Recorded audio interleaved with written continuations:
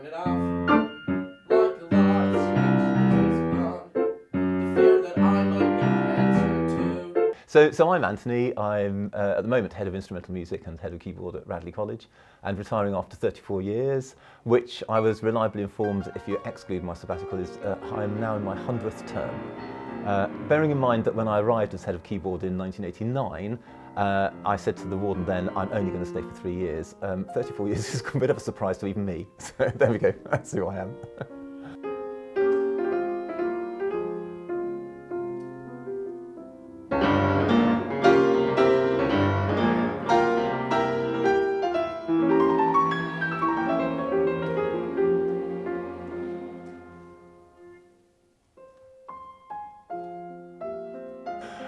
Quite a lot. I mean, obviously buildings, I mean, huge numbers of buildings, but I think in terms of professionally, it's really about music. It's about the fact that the culture of music has changed. And I remember when I was here as head of keyboard that I used to have to go down the corridor at the request of the then head of music to twist a few boys' arms to actually play in lunchtime concerts. So we would put on the lunchtime concerts, not necessarily knowing who was going to be in them.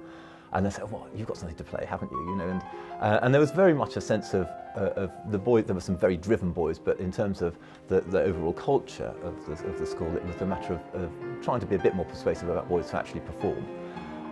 And now I will put out a whole list of concerts. We have about 3 concerts a week, as you know, plus the major concerts. I'll put out a list just at the end of a term saying who would like to play in these concerts, and it will be full before I've even blinked.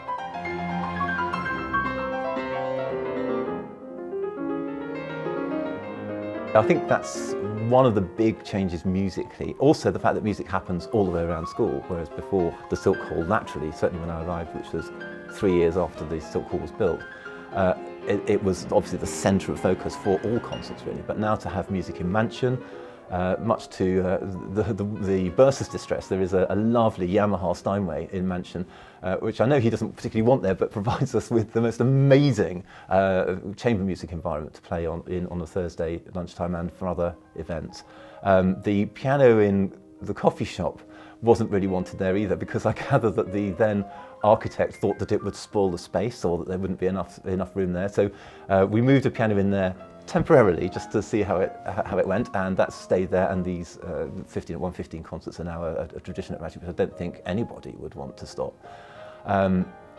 And music in chapel was, I think, an idea when I was working with Stephen Clark as a director of music, and they felt then, the then warden then decided that he wanted to bring music even more to the heart of the school, so we have music in chapel as well. So there are lots of venues that we're using, and of course when we have large events like we've got coming up in June, a massive sort of music-on, as it were, where we're going to use every aspect of the school, and one of the things that probably I'm most proud of organising here was the Butterworth celebrations, the centenary of Butterworth's death, where we again used the whole school for a whole morning with music in every single venue, including in the middle of the donut and other places. So I think there is a massive change from where we were, which is a little bit more traditional in terms of what we were offering musically, to now where music is just such an integral part of everything that we do here and in every quarter of the college. It's very special.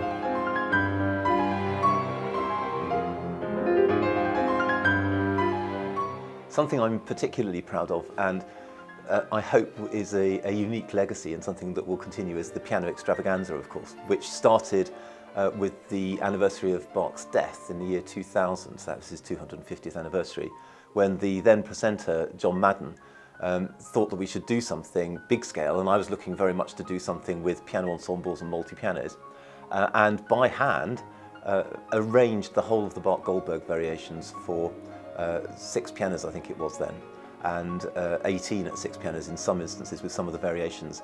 But a lot of the variations composed and arranged in order to accommodate pianists of all sorts of abilities. So we had boys who'd barely started the piano right up to the professional performers who were on the teaching staff. And a particular favourite of mine was the James Bond extravaganza, in which a colleague of mine who's now leaving, Ian Yulston, shot me at the end on the piano stool.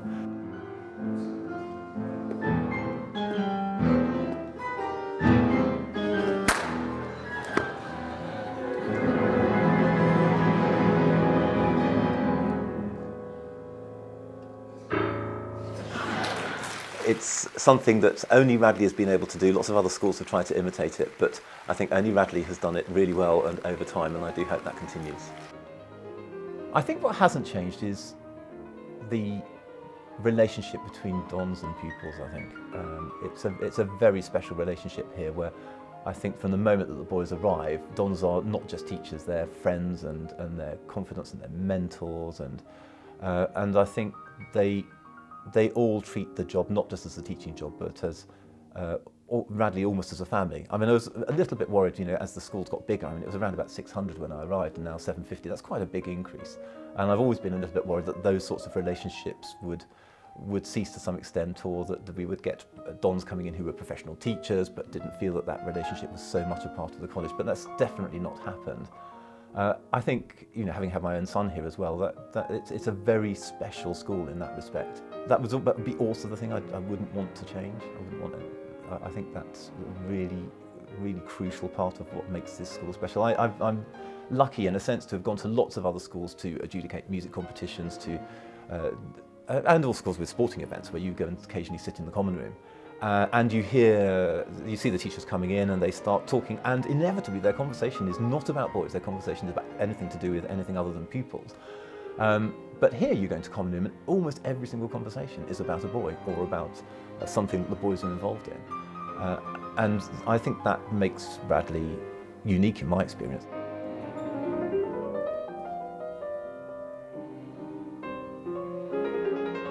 There was a time in I was here for about 2 or 3 years where I thought I was going to lose my job, mainly because we had a puppy then, a golden retriever, very boisterous, very lively, with very big paws. And I know that outside the lodge, I'm not sure who was living there at the time, they'd put a new concrete drive. You can still see it as you go down the main drive, just on the left-hand side, it sort of turns the corner. And as I was taking the dog for a walk, it decided it wanted to run across this concrete, which had been newly laid that morning, and he left this massive paw prints.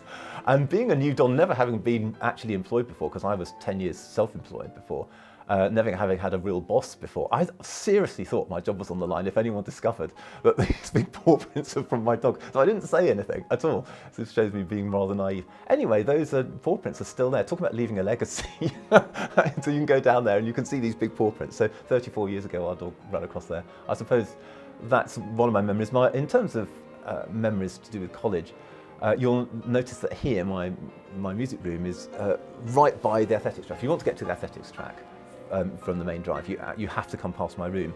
And when I took over as master in charge of athletics, I must have been about 1,000 years ago, something like that. We had a cinder track. It was revolutionary when it was put in. It was the first cinder track in the country, and a very special track at one time. But it required the cinders from, I think it was Didcot Power Station, to keep it level, and it had to be well maintained. But when I took over cross country, there were potholes and they couldn't fill them, and it went down to the rubble underneath, and it was becoming quite dangerous. But I spoke to the then headmaster, Richard Morgan, and I said, we desperately need an all-weather track.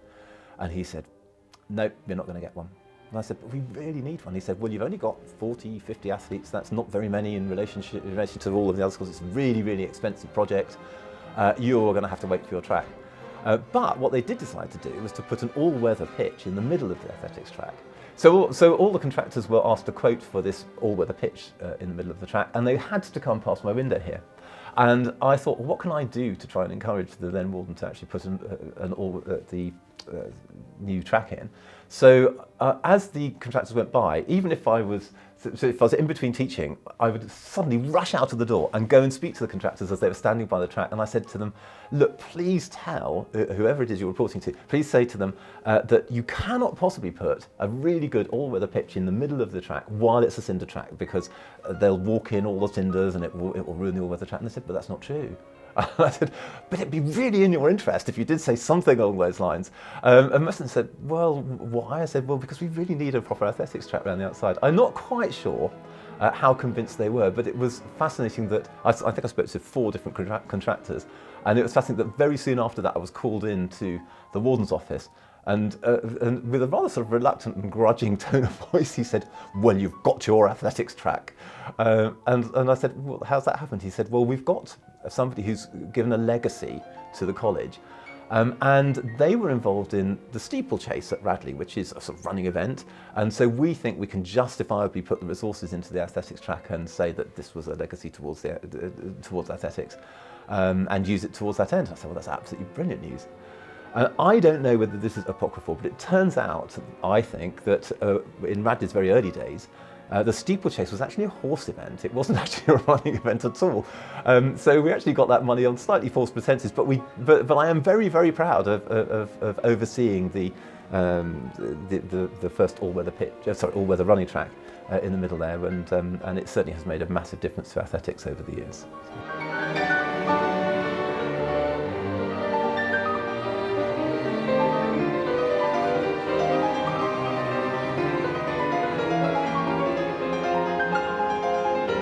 I shall miss the musicians hugely. I shall miss working with musicians. I'm obviously hoping that when I leave here, I will continue with my freelance work, and so I will, I'll be accompanying, teaching young pianists and young musicians and coaching young musicians and things, but not like I do at Radley, and not with the same sort of relationship, and not with the same responsibility in many ways. To nurture young musicians from when they come in the shells to seeing them leave at 6-2.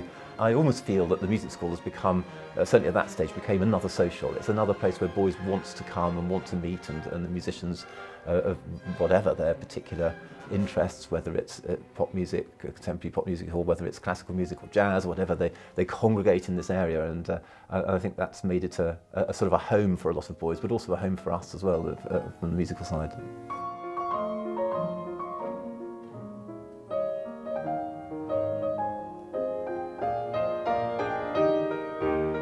You have musicians who come in who potentially want to make a career in music, and of course that's always fascinating, and you always say, oh, it must be great to deal with all these fantastic pianists, and it is. It's lovely working with them and working with them at that level. But for me, some of the real rewards come from working with those musicians who are just interested musicians who have a passion for music and want to involve themselves in music in all sorts of different ways, and want to progress their piano playing or on their own particular instrument. But just the fact that you can be somebody who can explore music and get them excited about music and forge that relationship, and then realise that here at the beginning you had somebody who was a pianist, and in 3 or 4 years' time you have somebody who's not just a pianist, but they are a genuinely interested, motivated and inspired musician for whom music means a huge amount to them. And you know that they're going to be the audiences of the future.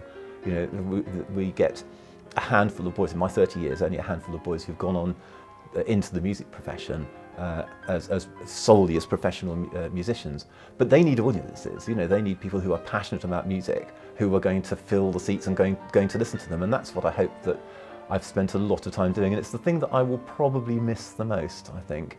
And I shall really, really miss my colleagues here at Radley. I'll obviously stay in touch with them, but they're very long-standing.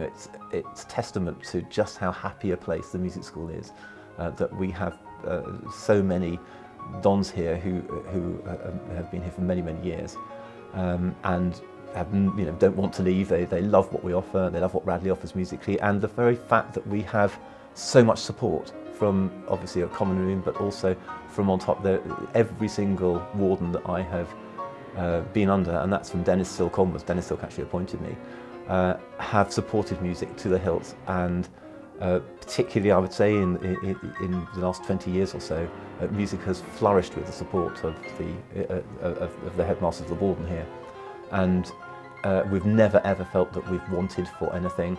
Always really felt that we've been supported, and both financially and in terms of the physical support, actually coming to concerts, and the importance that placed on music at things like Warden's Assemblies and things like this. I think it must continue, and I'm sure it will continue, and it makes this place a very difficult place to leave.